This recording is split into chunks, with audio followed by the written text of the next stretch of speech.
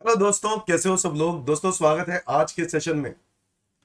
सो CMA foundation का accounts मैंने पिछली क्लास में लेक्चर 1 स्टार्ट किया था, जिसमें मैंने आपके साथ डिस्कस किया था कि अकाउंट्स के अंदर ट्रेडिशनल क्लासिफिकेशन के बारे में।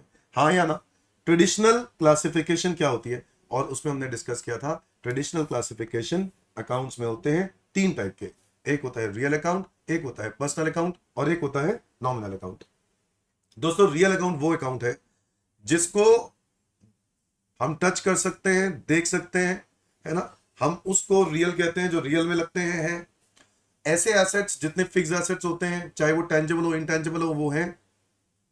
अच्छा, इंटेंजिबल दिखते नहीं है बट वो होते हैं, महसूस तो कर ही सकते हैं। बिकॉज गुडविल है, पेटेंट है, ट्रेडमार्क है, हमें पता चलता है किसी की कोई वैल्यू है, ब्रांड वैल्यू, तो वो भी एक एसेट है। तो that is also a real account. Real account, personal account is related to person, है ना। और रियल अकाउंट का रूल क्या है? Debit what comes in, credit what goes out. Personal account का रूल क्या है? Debit the receiver, credit the giver. Nominal account का रूल क्या है? Debit all expenses and losses, credit all incomes and gains. बच्चों यहां तक हमने डिस्कस किया था, बोलो हाँ या ना। फिक्स्ड एसेट्स के बारे में डिस्कस किया था, यस और नो। अब पिछली क्लास में ये मैंने आपको क्वेश्चन दिया था होमवर्क में, और आई होप आप सभी बच्चों ने ये होमवर्क कंप्लीट कर लिया होगा, और मैं आपके साथ आज की क्लास में होमवर्क डिस्कस कर। अगर आपने नहीं किया तो ये क्लास पहले देखने से पहले, इसके आंसर को करने से पहले, आपने अगर पिछली क्लास देखी है तो इसका होमवर्क जो दिया था ना, वो पहले अपने आप लिखो आंसर, फिर मेरे साथ वेरीफाई करना। तो क्या मैं स्टार्ट करूं? स्टार्ट करूं सर। रेंट क्या है? Nominal account. Real, personal, nominal. Nominal क्या होते हैं? सारे एक्सपेंसेस लॉसेस क्या है? नॉमिनल। पर्सनल क्या है? जो पर्सन को रिप्रेजेंट करता है। याद है मैंने पिछली क्लास में पर्सनल में एक और बताया था, representative personal. Outstanding expense, prepaid expense, advance income, ये भी क्या है? किसी पर्सन को रिप्रेजेंट करता है। बच्चों इलेक्ट्रिसिटी, इलेक्ट्रिसिटी क्या है? Nominal account. मशीनरी एक एसेट है, रियल अकाउंट। आईसीआईसीआई बैंक है तो ये एसेट ही, बट ये आईसीआईसीआई बैंक ये किसी ना किसी पर्सन को रिप्रेजेंट कर रहा है। जैसे ये किसका बैंक अकाउंट है? ये मेरा बैंक अकाउंट है, तो ये मेरे मेरे को रिप्रेजेंट कर रहा है, तो इसलिए ये होना चाहिए पर्सनल अकाउंट। बच्चों नेक्स्ट इज चैरिटी। चैरिटी क्या है? एक्सपेंस, और एक्सपेंस है तो क्या है? Nominal account. बच्चों ड्राइंग्स क्या है? ड्राइंग्स रिप्रेजेंट कर रहा है मालिक को, और इसलिए ये भी क्या है? Personal account. डेटर, डेटर कौन है? जिनसे पैसे आने हैं, मैंने गुड्स उधार पर बेचा, जिनसे पैसे आने हैं वो मेरे पर्सनल अकाउंट, वो पर्सन को रिप्रेजेंट कर रहे हैं, तो श्याम डेटर। अजय प्रोप्राइटर, मालिक, मालिक जो है वो भी इसके अंदर ही आएगा, बोलो ये भी क्या आएगा? Personal account. Depreciation expense, expense है तो क्या होगा? Nominal account. Bad debt, bad debt क्या है? नुकसान, खर्चा, nominal account. Advance interest, advance interest. बच्चों एडवांस में अगर इंटरेस्ट आ जाए तो बच्चों ये चीज क्या बन जाती है? एडवांस में इंटरेस्ट रिसीव हो गया। बच्चों मैंने पिछली क्लास में बताया था, आपको याद है कि नहीं याद है? एडवांस में इंटरेस्ट रिसीव होना, जो मेरा आज मेरा हक नहीं है, आज वो मुझे मिल गया, तो क्या मेरी इनकम हो गई? नहीं दोस्तों, ये जो एडवांस में मिला है ये मेरे ऊपर क्या है? लाइबिलिटी है। क्या है ये मेरे ऊपर? लाइबिलिटी। समझती हो कि नहीं? ये मेरे ऊपर लाइबिलिटी है, क्योंकि अगले साल मुझे नहीं मिलेगा।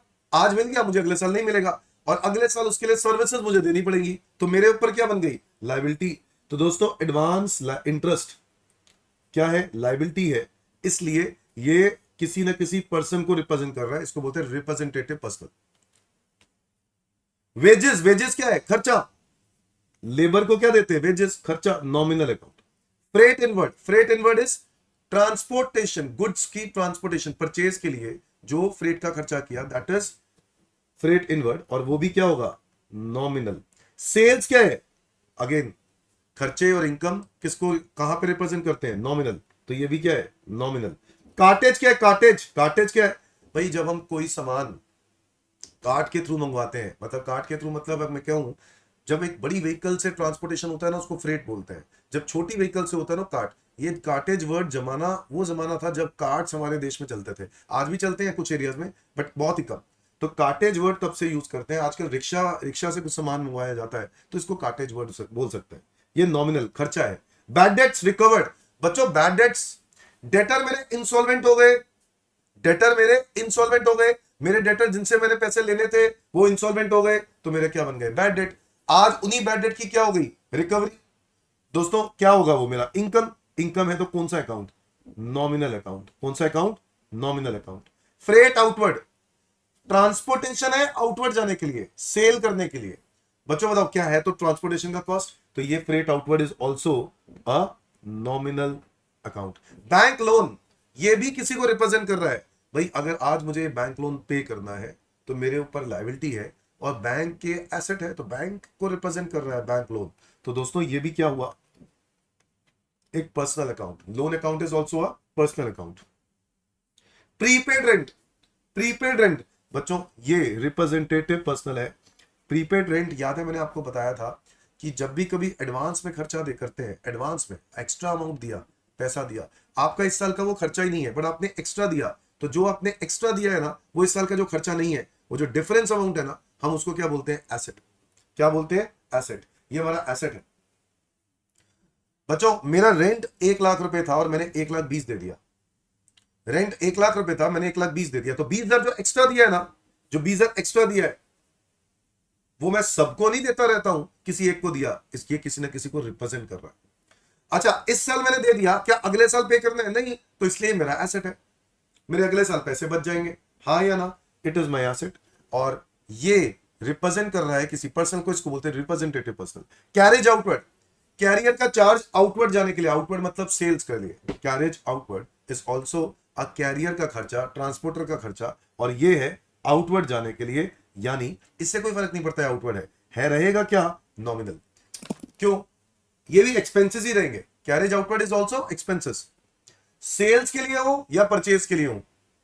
कैरेज फ्रेट जनरली एक बिजनेसमैन के लिए खर्चा होता है। क्या मेरी बात समझ में आ गई? हाँ, अगर तो मेरा काम ही यही है क्या, ट्रांसपोर्टर का, तो कैरेज आउटवर्ड जो है वो मेरा रेवेन्यू है, क्योंकि मेरा तो सेल इनकम, मेरी तो इनकम ही यही है। क्या मेरी बात समझ में? अदरवाइज चाहे वो इनकम हो चाहे वो एक्सपेंस हो, रहेगा तो नॉमिनली। यस, बताओ समझ में आ रहा है कि नहीं? ना दोस्तों आपको ना एक लॉजिक को समझने की जरूरत है, विच इज एक्रूड कॉन्सेप्ट। आपको ये नोट्स चाहिए होंगे तो प्लीज आप लोग ये नोट्स ले सकते हो मेरी ऐप पे जाके। आपको ऐप ज्वाइन करनी पड़ेगी, आपको ये नोट्स मिल जाएंगे। तो मैं कह रहा हूं एक होता है एक्रूड, बेसिकली एस को एक्रूड भी ना लिखकर हम लोग लिखते हैं accrual. You have to understand what is accrual. Accrue का मतलब होता है ड्यूरिंग द ईयर, और हमारी अकाउंटिंग ड्यूरिंग द ईयर के लिए होती है दोस्तों। मान लो मैंने रेंट पे करना है 1,20,000 का, रेंट पे करना है 1,20,000 का, मैंने रेंट पे कर दिया है, रेंट पे कर दिया है 1,50,000, ज्यादा पे कर दिया है। तो ऑब्वियसली आप लोगों को पिछली क्लास में बताया था प्रीपेड रेंट, यहां पे निकल आएगा प्रीपेड रेंट। कितना प्रीपेड रेंट हो गया? 30,000 एक्स्ट्रा दे दिया ना। बच्चों मैं खर्चा कितना दिखाऊंगा? मैं अपनी बुक्स में पीएनएल अकाउंट में एक्सपेंस कितना दिखाऊंगा? 1,50,000 रुपए दिखाऊंगा या 1,20,000 दिखाऊंगा? 1,20,000 दिखाऊंगा। क्यों? बच्चों इससे कोई फर्क नहीं पड़ता कि मैंने कितना पैसा दिया है, क्योंकि हमारी अकाउंटिंग एक्रू बेसिस पे है। तो हम लोग ये देखते हैं कि ड्यूरिंग द ईयर का खर्चा क्या है। तो सर आप कह रहे हो खर्चा तो 1,20,000 है, बट आपने पे तो 1,50,000 कर दिया ना, तो कोई बात नहीं ना। वो 30,000 जो एक्स्ट्रा दे दिया वो हम बैलेंस शीट में कहां दिखाएंगे? एसेट साइड पर। कहां दिखाएंगे बैलेंस शीट में? एसेट साइड पर। मेरी बात समझ गई? सर इसी तरीके से अगर मैं ये कहता हूं रेंट 1,20,000 और मैंने रेंट पे कर दिया 1,00,000, तो कितना और देना है? 20,000 और देना है। सर खर्चा कितना होगा? 1,00,000। गलत जवाब। खर्चा कितना होगा? पूरा 1,20,000। बोलो हाँ या ना? पूरा 1,20,000 ही होगा। और वो जो 20,000 रुपए ज्यादा दिए, 20,000 रुपए कम दिए ना, वो मेरा आउटस्टैंडिंग रेंट होगा। मेरे ऊपर क्या बन जाएगी? Liability. Expenses due but not paid. क्या मेरी बात समझ में आ गई? Expenses due but not paid.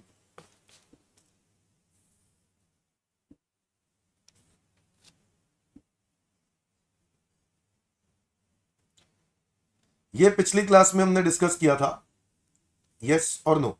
बच्चों आज की क्लास में नया topic, modern classification.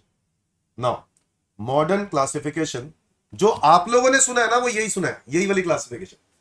Real personal nominal नहीं सुना है आपने, मॉडर्न क्लासिफिकेशन का नाम ही सुना है। अब आपके टीचर्स भी जब आपको कराते हैं मॉडर्न क्लासिफिकेशन नहीं कराया होगा, बट यस वो भी जानना जरूरी था। तो आपको रूल तो याद हो गए होंगे, मैंने तो लॉजिक भी बताया था। रियल अकाउंट का रूल क्या है? Debit what comes in, credit what goes out. Personal account का रूल क्या है? Debit the receiver, credit the giver. Nominal account का रूल क्या है? Debit all expenses and losses, credit all incomes and gains. अब मैं आपसे बात कर रहा हूं मॉडर्न क्लासिफिकेशन की। हम मॉडर्न जमाने के मॉडर्न लोग हैं, है ना? अकाउंट्स जो है 5 टाइप के होते हैं। एक होता है एसेट, एक होता है लायबिलिटी, एक होता है कैपिटल, एक होता है रेवेन्यू और एक होता है एक्सपेंस। 5 तरह के अकाउंट्स होते हैं। एसेट आप लोग जानते हैं, मैं बताया था एसेट के 3 तरह के आप लोग मतलब समझ लो। लेमन लैंग्वेज में एसेट 3 तरह के होते हैं। एक एसेट वो हो सकता है या तो पैसा हो, या तो पैसा हो। कैश और बैंक एसेट है, पैसा है, एसेट है। जिनको बेचकर पैसा ला सके, machinery, furniture, building, land, shares, investments, इनको बेचेंगे पैसा आएगा, इज माई एसेट। जिनसे पैसे आने हो, इज माई एसेट। डेटर्स, ये मेरे एसेट्स हैं। तो एसेट्स कितने प्रकार के हैं? एसेट 3 प्रकार के हैं। जो पैसा हो, कैश और बैंक बैलेंस, जिनको बेचकर पैसा ला सके, इज माई एसेट। जिनसे पैसे आने हो, इज माई एसेट। क्या मेरी बात समझ में आई? एसेट को रिकॉर्ड करने के लिए क्या रूल होता है? एसेट को रिकॉर्ड करने के लिए क्या रूल होता है? एसेट को इंक्रीज करता है। अगर मैं अपनी बुक्स में एसेट को इंक्रीज करता हूं तो डेबिट करते हैं, डिक्रीज होता है तो क्रेडिट करते हैं। समझे कि नहीं? एसेट इंक्रीज तो डेबिट, डिक्रीज तो क्रेडिट। समझे कि नहीं? मतलब मान लो एक मशीनरी मैंने खरीदी है, जेब से कैश दिया है, तो मशीनरी बढ़ गई बिजनेस के अंदर, तो मशीनरी को डेबिट कर देंगे। हाथ से कैश किया तो कैश को क्या कर देंगे? क्रेडिट। समझ में आ रहा है कि नहीं? ऐसे ही लाइबिलिटी की बात करें दोस्तों, किसकी बात करें? लाइबिलिटी। लाइबिलिटी एसेट के ऑपोजिट है दोस्तों। और लाइबिलिटी के लिए क्या रूल है? लाइबिलिटी के लिए क्या रूल है? लाइबिलिटी एक बर्डन है। और लाइबिलिटी भी अगर हम देखें ना तो 2 प्रकार की होती है, एक करंट, एक लॉन्ग टर्म। करंट जो with in a year, with in an operating cycle, with in a year cash में कन्वर्टेबल हो, कैश में पेबल हो, उसको हम करंट लायबिलिटी बोलते हैं। और जो 1 साल से ज्यादा टाइम लगाए, जैसे बैंक लोन ले लिया 5 साल के लिए, it is a long term liability, non current. और एक होता है करंट जो विद इन ईयर वाली होती है, 1 साल के अंदर वाली होती है। अगर 1 साल क्रेडिटर्स, बिल्स पेबल, मैंने एक गुड्स उधार पे खरीदे, क्या मैं किसी जिससे मैं उधार पे खरीदता हूं, क्या मैं उसको बोल सकता हूं मैं 3 साल बाद पैसा दूंगा? नहीं ना, मेरे को साथ के साथ ही पैसे देने पड़ेंगे ना। महीना, 2 महीना, 3 महीने, 6 महीने, इससे ज्यादा तो नहीं लगता। तो इसलिए लायबिलिटी क्रेडिटर्स हमेशा करंट लायबिलिटी होती है। लायबिलिटी कोई भी हो, एक बिजनेस के अंदर लायबिलिटी कोई भी हो, रिकॉर्ड करने के लिए रूल सेम है। क्या? लायबिलिटी इंक्रीज होगी तो क्रेडिट करेंगे, डिक्रीज होगी तो डेबिट करेंगे। एसेट इंक्रीज होगा तो डेबिट, डिक्रीज होगा तो क्रेडिट। लायबिलिटी इंक्रीज होगी तो क्रेडिट, डिक्रीज होगी तो डेबिट। अच्छा, जैसे मैंने बैंक लोन ले लिया, मैंने लिया बैंक लोन, मेरे ऊपर लायबिलिटी बढ़ गई, बैंक लोन बढ़ गया, और दूसरी तरफ बैंक बैलेंस भी तो बढ़ गया, हाँ या ना? तो बैंक एक एसेट है, एसेट बढ़ा और बैंक लोन बढ़ गया। क्या मेरी बात समझ में आ गई? सर बैंक लोन बढ़ गया, लायबिलिटी बढ़ गई, तो क्या करना है? क्रेडिट करना है। और ऊपर से पैसा बैंक में आया तो बैंक एक एसेट है, तो एसेट आ गया। मैं ये बात इसलिए बताना चाहता हूं आपको, ताकि आपको ये क्लैरिटी रहे कि बैंक में हमेशा पैसा होना इज नॉट इनकम। आज मेरे बैंक में 100 करोड़ रुपए पड़े हैं। हाँ सच बता रहा, तुम्हें लगेगा अरे यार सर तो बहुत ही अमीर है, बैंक में 100 करोड़ रुपए पड़े यार। हाँ, 100 करोड़ रुपए पड़े बैंक में। बट जब मैं बोलूंगा कि मैंने 99 करोड़ 50 लाख, 99 करोड़ 50 लाख लाइबिलिटी है, मैंने लोन उठा रखा है, तो बताओ अमीर है? 99 करोड़ तो मैंने बैंक को देने हैं वापस। तो बताओ, आज बैंक में पैसा तो पड़ा है, बट बैंक लोन ले रखा है, तो क्या सिर्फ एसेट देखना चाहिए या हमें लाइबिलिटी भी देखनी चाहिए? एक इंसान की लाइबिलिटी भी देखनी चाहिए। आज मैं BMW गाड़ी लेके घूमूं, मर्सिडीज लेके घूमूं, तो क्या होगा? सबको ये दिखेगा अरे यार ये तो बहुत अमीर इंसान है, बट उसकी लाइबिलिटी कोई नहीं देख रहा। हो सकता है वो BMW मर्सिडीज चला रहा है जो बंदा, उसको ये पता चल उसके बारे में ये पता चल रहा है कि इसके ऊपर करोड़ों का नुकसान चल रहा है, करोड़ों की लाइबिलिटी चल रही है, इसने बहुत लोगों के पैसे देने हैं। तो सिर्फ एसेट देखने से कुछ नहीं होता बिजनेस में, लाइबिलिटी भी देखनी होती है। और लाइबिलिटी को रिकॉर्ड करने के लिए क्या रूल है? लाइबिलिटी इंक्रीज है तो क्रेडिट, डिक्रीज है तो डेबिट। कैपिटल इंक्रीज है तो क्रेडिट, डिक्रीज है तो debit. Now what is capital? Capital भी लायबिलिटी है, बिजनेस के लिए लायबिलिटी है। देखो, मैं अपने बिजनेस को स्टार्ट करूंगा तो बिजनेस में एसेट्स लेके आऊंगा, है ना, कैश लेके आऊंगा, बैंक बैलेंस लाऊंगा, मैं बिजनेस में फर्नीचर लाऊंगा, मशीनरी लाऊंगा, कहां से लाऊंगा? सर या तो मैं घर से पैसा लाऊंगा या फिर मैं क्या करूंगा, बाहर से लोन उठाऊंगा। अगर बाहर से लोन उठाऊंगा, it is my liability, business की लायबिलिटी है पे करना। और अगर मैं अपना पैसा बिजनेस में डालता हूं, इसको हम क्या बोलते हैं, कैपिटल बोलते हैं। क्या बोलते हैं इसको, कैपिटल। मेरी बात समझ में आई? सो दोस्तों, बिजनेस के अंदर जब हम पैसा डालते हैं, इट इज अ कैपिटल। जब मालिक पैसा डालता है, इट इज कैपिटल। ठीक है। कैपिटल अगर इंक्रीज होता है तो क्रेडिट, डिक्रीज होता है तो डेबिट। कैपिटल को रिकॉर्ड करने के लिए इंक्रीज होता है तो क्रेडिट, डिक्रीज होता है तो डेबिट। क्या ये बात सबको क्लियर है? कैपिटल के बारे में भी क्लियर। लायबिलिटी कैपिटल सेम है भाई। या तो मैं बिजनेस के एसेट्स कैसे भर रहूंगा, या तो मैं मालिक, एज अ मालिक मैं बाहर से पैसा अरेंज करता हूँ। ठीक है, मैं बाहर से नहीं, अपने घर से पैसा अरेंज करता हूँ। घर से पैसा लेके आया, एसेट खरीद लिए, तो एक तरफ कैपिटल बढ़ गया कि बिजनेस के ऊपर एक लायबिलिटी बन गई, कैपिटल मालिक की तरफ देने हैं, और बिजनेस के एसेट बढ़ गए कि कल को बिजनेस को अगर बंद करना है, एसेट बेचो, लायबिलिटी वापस करो। समझे कि नहीं समझे? अगर बिजनेस में पैसा जो है बाहर से उठाया गया तो लोन बढ़ गया और बिजनेस बढ़ गया। हाँ या ना? क्या मेरी बात समझ में आ गई? एसेट बढ़ गया बेसिकली। सो कैपिटल इंक्रीज होता है, क्रेडिट डिक्रीज होता है तो डेबिट। रेवेन्यू के लिए क्या रूल है? देखो, रेवेन्यू और एक्सपेंस को रिकॉर्ड करना पड़ेगा। नहीं करेंगे ना तो हम बिजनेस में प्रॉफिट लॉस फाइंड आउट नहीं कर पाएंगे, जो कि अकाउंट्स का मेन ऑब्जेक्टिव है। अल्टीमेटली अकाउंट्स का मेन ऑब्जेक्टिव क्या है? To determine the profit loss of the business. हाँ या ना? सर, प्रॉफिट लॉस का निकालने के लिए हमें क्या करना जरूरी है? हमें अपने बिजनेस के रेवेन्यू रिकॉर्ड करने जरूरी है। जैसे अगर मैं बिजनेस में सेल करता हूं, गुड्स बेचता हूं, तो सेल्स को रिकॉर्ड करूंगा, रेवेन्यू, सेल्स रेवेन्यू। बोलो हाँ या ना? रेंट रिसीव, इंटरेस्ट रिसीव, ये सब मेरा क्या है? रेवेन्यू। रेवेन्यू है तो रिकॉर्ड करूंगा। रेवेन्यू को रिकॉर्ड कैसे करेंगे? इंक्रीज होगा तो क्रेडिट, डिक्रीज होगा तो क्रेडिट, डेबिट। जैसे कि मान लो सेल, गुड सेल हो गई, कैश आया हाथ में, कैश सेल्स। क्या बोलते हैं? Cash sales. हाथ में कैश आया ना, कैश क्या है? एसेट। एसेट इंक्रीज हो रहा है, डेबिट करेंगे। सेल्स क्या है? रेवेन्यू। रेवेन्यू इंक्रीज हो रहा है, क्रेडिट करेंगे। क्या ये बात क्लियर है? रेवेन्यू इंक्रीज हो रहा है तो क्रेडिट करेंगे। Is that clear to everyone? बच्चों, एक्सपेंसेस के लिए भी रूल है। मैं आपको बता रहा हूं ना, आपको ये जितने रूल हैं, अगर आपने रूल नहीं याद किए ना, तो आप लोग अभी तक जो एंट्रीज पढ़ते थे ना, वो सब रट्टाफिकेशन था। Goods purchase, sir purchase account debit करेंगे टू कैश। अरे क्यों करेंगे? उधार पे परचेज किया, purchase account debit to creditor. क्यों करेंगे? किसी को लॉजिक नहीं पता, तो लॉजिक पता होना जरूरी है। बोलो यस और नो। सो एक्सपेंसेस को रिकॉर्ड करने के लिए अगर एक्सपेंसेस इंक्रीज होंगे तो डेबिट, डिक्रीज होंगे तो क्रेडिट। ये बात समझ में आती है दोस्तों? क्या आप लोगों को ये बात समझ में आती है? Is that clear? तो बताओ, asset, liability, capital, revenue, expense. अगर एसेट को रूल है, एक्सपेंसेस को तो लिखना है। अच्छा, बिजनेस के एक्सपेंसेस भी क्या क्या प्रकार के हो सकते हैं? मेरे बिजनेस में क्या क्या एक्सपेंस होगा? Rent, salary, depreciation, bad debts, electricity, water bills. हाँ या ना? उन एक्सपेंसेस को रिकॉर्ड नहीं करूंगा तो रेवेन्यू में से एक्सपेंसेस निकालूंगा तो ही तो प्रॉफिट फाइंड आउट होगा। तो प्रॉफिट या लॉस आइडेंटिफाई करने के लिए रेवेन्यू और एक्सपेंस रिकॉर्ड करना जरूरी है। और रिकॉर्ड करना कैसे है? डेबिट और क्रेडिट से। और डेबिट क्रेडिट का रूल क्या है? रेवेन्यू इंक्रीज होगा तो क्रेडिट, डिक्रीज होगा तो डेबिट, एक्सपेंस इंक्रीज होगा तो डेबिट, डिक्रीज होगा तो क्रेडिट। आपको ये बड़ा छोटा और छोटी सी बात लग रही होगी बेटा, बट कोई भी अकाउंट्स के बेस की अगर हम बात करें, शुरुआत अकाउंट्स की यहीं से होती है। तो सारे बच्चे याद करेंगे मेरे साथ साथ। बताओ, 5 तरह के अकाउंट्स हैं मॉडर्न क्लासिफिकेशन में: assets, liability, capital, revenue, expense.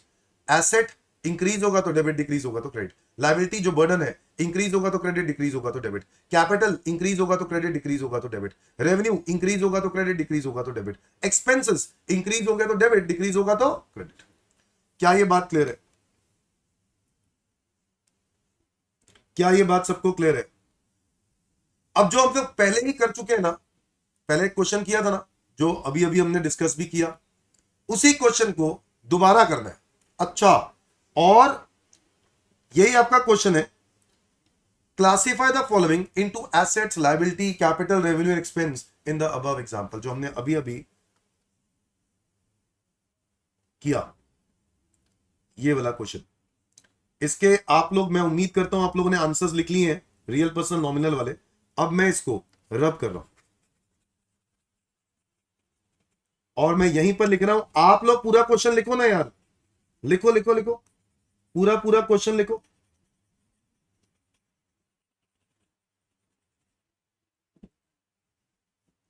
अब आपको ये नहीं पता कि रियल है, पर्सनल है, नॉमिनल है, आपको आइडेंटिफाई करना है कि इसमें से एसेट क्या है, लायबिलिटी क्या है, कैपिटल क्या है, रेवेन्यू क्या है और एक्सपेंस क्या है।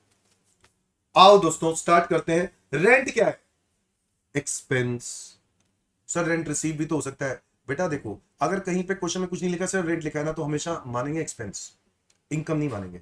इलेक्ट्रिसिटी एक्सपेंस, मशीनरी एसेट, बोलो हाँ या ना, मशीनरी एसेट। आपको आता है तो ब्रेक मार दो, पॉज कर दो, सर हम बताएंगे, सर हम बताएंगे, आप मत बोलो, आप करो, अपने आप करो, आप अपने आप करो, पॉज करो वीडियो, अपने आप करो, और उसके बाद मेरे आंसर्स का वेरीफाई करो। पॉज करो अभी के अभी। अब मैं दोबारा अब मैं बता रहा हूं। ICICI bank asset, charity expense, drawings, drawings किसको रिप्रेजेंट करता है बच्चों? ड्राइंग रिप्रेजेंट करता है कैपिटल को। कैपिटल क्या हो जाता है? कम। तो कैपिटल इंक्रीज होता है तो क्रेडिट, डिक्रीज होता है तो डेबिट। वो डिक्रीज जो होता है वो ड्राइंग्स की वजह से ही होता है।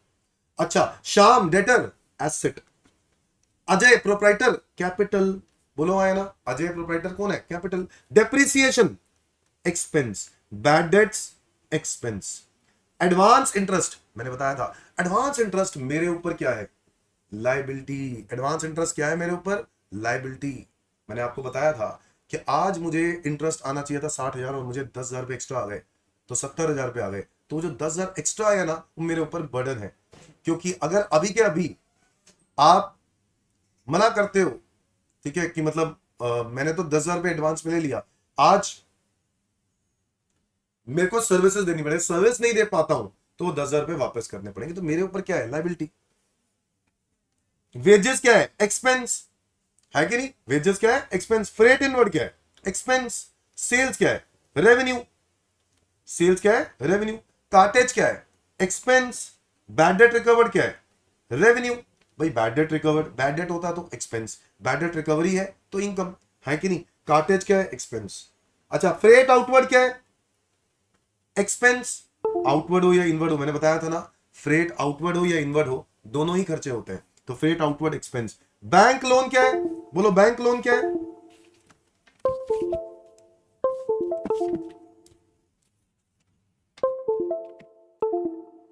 बैंक लोन क्या है? लाइबिलिटी। बैंक लोन क्या है? लाइबिलिटी।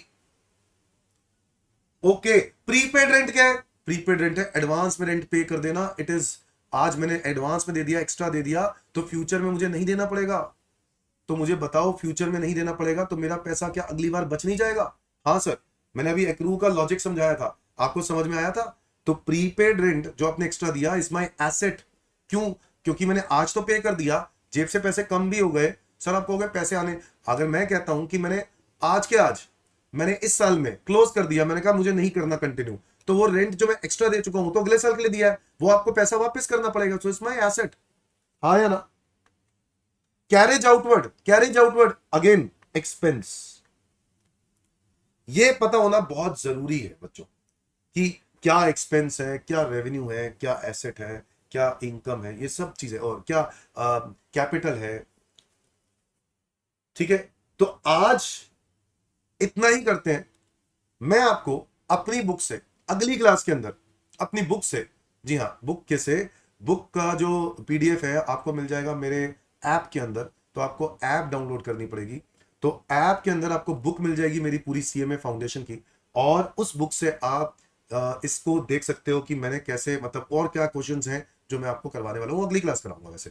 ठीक है, आज के लिए इतना ही करते हैं, मिलते हैं दोस्तों अगली class. Thank you, bye bye.